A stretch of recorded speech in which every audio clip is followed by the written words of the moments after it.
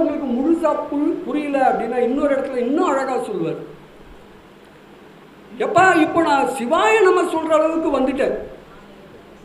நான் இப்போ சிவாய நம சொல்றேன். ஆனா இந்த சிவாய நம நானாவா பெற்றேன், தவம் பண்ண எனக்கு கிடைச்சது. அந்த தவம் நானாவே தவம் பண்ணனா, எனக்கே தோன்றி நானே தவம் பண்ணி இந்த சிவாயனம் எனக்கு கிடைச்சதா? கேட்கிறாரு பாருங்க மாணிக்க வாசகர். நானேயோ தவம் செய்தேன், சிவாய நம என பெற்றேன். நானேயோ தவம் செய்தேன், சிவாய நம சிவாய நம சிவாய நம என பெற்றேன். நானாகவா தவம் செய்தேன், சிவாய நம என பெற்றேன்.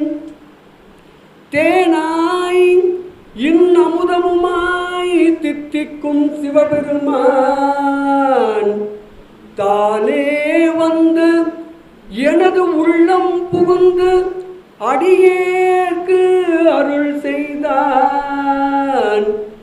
அடியேற்கு அருள் செய்தான். தவம் செய்தேன், தவம் செய்தேன், அருள் செய்தான்.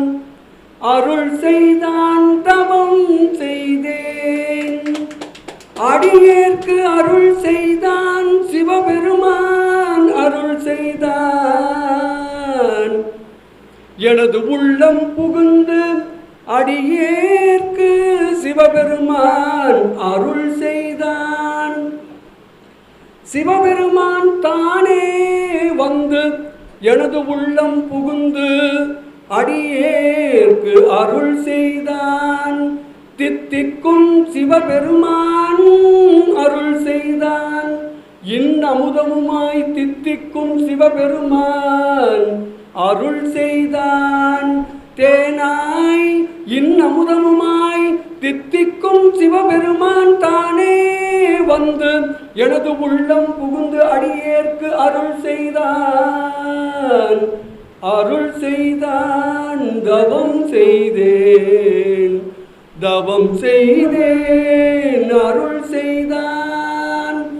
அருள் செய்தான். தவம் செய்தேன், தவம் செய்தேன். அருள் செய்தான். அருள் செய்தான். தவம் செய்தேன், தவம் செய்தேன். அருள் செய்தான்.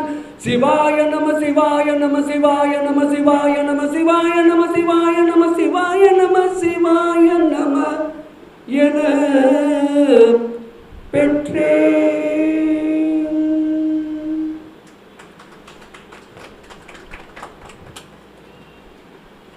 சிவா, உங்க கேள்விக்கு பதில் கிடைச்சது.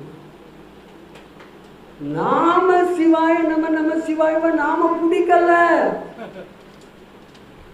நம சிவாயத்தின் மூலமா பெருமான் என்னை பிடித்திருக்கிறார். அந்த ஐந்தெழுத்து தான் உங்களை இப்படி சிறிது சிறிதாக உங்களை பக்குவப்படுத்தி கொண்டு வருகிறது. நான் பக்குவம் அடையேன்.